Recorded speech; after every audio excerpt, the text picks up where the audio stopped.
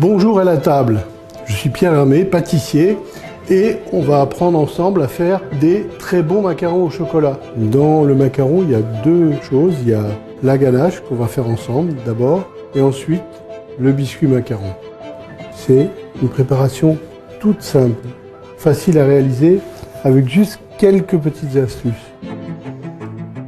Dans la ganache, il y a de la crème que l'on porte à ébullition, du chocolat et du beurre. Donc là, la crème, elle a bouilli et on verse la moitié de le chocolat. On commence à mélanger par le milieu. La ganache commence à prendre une texture un peu pommade. Donc là, on reverse un tiers du liquide et on continue à mélanger tout doucement en partant du centre. Maintenant, le dernier tiers, en élargissant le mouvement petit à petit.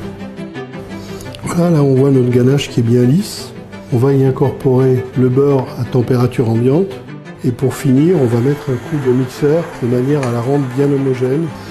Et on verse dans ce récipient de manière à avoir une couche pas trop épaisse de ganache. Et là, elle va devenir très onctueuse, juste à la bonne texture pour garnir les macarons.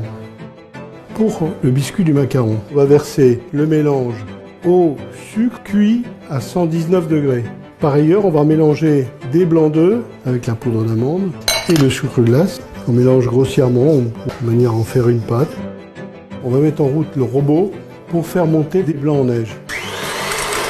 Là, je reste très attentif à la température qui doit être entre 118 et 120 degrés. Voilà, nos blancs d'œufs sont prêts. On retire le thermomètre, on laisse refroidir tout doucement et on va verser le sucre cuit sur les blancs d'œufs. Là, j'ai versé tout le sucre et là, on va laisser refroidir jusqu'à environ 60 degrés. Là, j'arrive à tenir mes mains sur mon bol, c'est-à-dire qu'on n'est pas loin des 60 degrés. On va pouvoir arrêter le robot. Donc, je vais verser à peu près un tiers de la meringue et en même temps, ici, on a un ingrédient supplémentaire, du chocolat, 100% de cacao, ce qu'on appelle le cacao pure pâte, qui va nous permettre de parfumer le biscuit avec du chocolat. Et je vais commencer à mélanger en partant du milieu et en faisant tourner la pâte. En termes de pâtisserie, on appelle ça le cacao pâte, parce qu'il a 100% de cacao et il n'y a pas de sucre. Et là toujours, on part du milieu et on fait tourner le bol. Et là, on a mélangé et on va faire retomber la pâte à macarons, de manière à ce qu'elle soit un peu plus liquide. Le biscuit a une texture bien dense, pas trop légère, qui en ferait une meringue.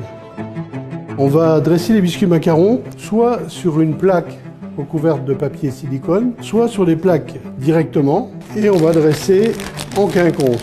On remplit la poche à douille, on la fait tourner autour du doigt, c'est très important, c'est ce qui donne suffisamment de pression pour dresser le biscuit macaron. Là, c'est une des étapes les plus difficiles, parce qu'il faut avoir un peu de dextérité pour les faire tous de la même forme et de la même taille.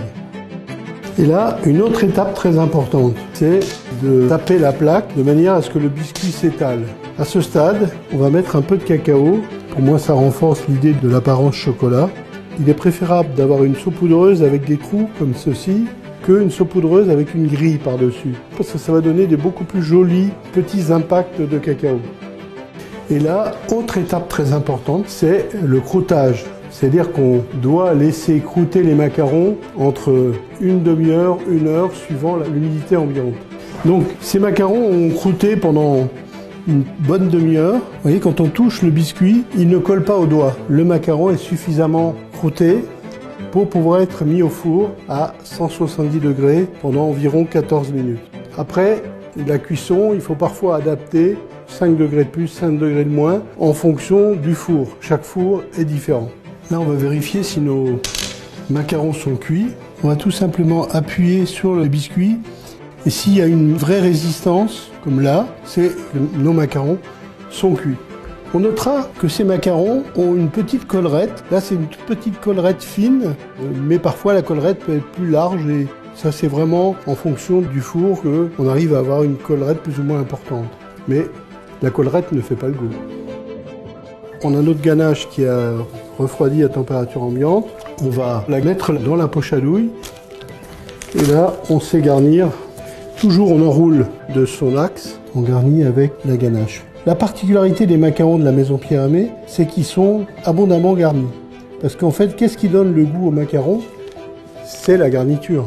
Donc nos macarons sont toujours très généreusement garnis. Et sur les macarons, il y a une petite surprise. On met un petit peu d'éclat de chocolat à la fleur de sel pour pousser le goût du chocolat. C'est une petite astuce maison. Et maintenant, je recouvre avec les biscuits macarons et j'appuie de manière à faire ressortir la ganache sur les bords du macaron. Ensuite, ces macarons, on va les glisser au réfrigérateur. Et là, je vais vous révéler un secret.